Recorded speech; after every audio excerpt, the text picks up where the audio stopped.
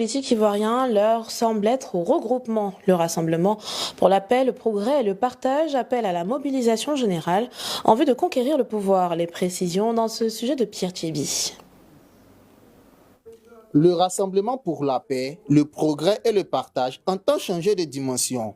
Loin des discours d'attente, son président affiche un objectif clair, faire du RPP une force visible, organisée et influente sur l'échiquier politique ivoirien. À l'occasion de la cérémonie de présentation des vœux des instances du parti, le président du RPP a levé le voile sur une feuille de route résolument offensive, érigeant l'année 2026 en phase décisive de préparation, d'implantation territoriale et de conquête électorale. L'année 2026 s'annonce comme une année de préparation pour les futures joutes électorales. Tous les militants, toutes les militantes du RPP, sans exception, doivent se mettre en ordre de bataille et s'organiser sérieusement.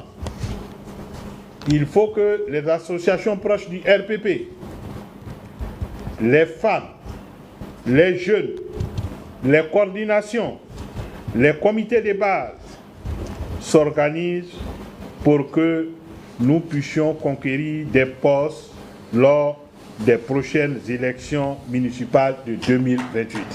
De son côté, le secrétaire général Serge Kofi a décliné les grandes orientations stratégiques: enracinement national, modernisation de la communication, renforcement du programme politique, unité interne et formation de la relève. L'année 2026 est placée sous le sceau de l'implantation et du recrutement massif afin que nous soyons un parti fort, un parti implanté à travers toute la Côte d'Ivoire, avoir dans tous les districts des représentations, tous les départements des représentations, des coordinations, des sections, des comités de base. C'est notre objectif ultime. Réaliser cela nous permettra d'avoir un ancrage réel sur le territoire national afin que nous soyons prêts pour les joutes électorales à venir.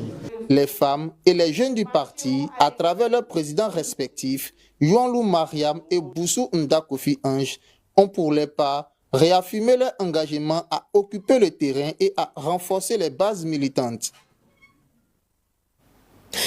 La semaine passée a été marquée par de multiples cérémonies de vœux à l'endroit du chef de l'État.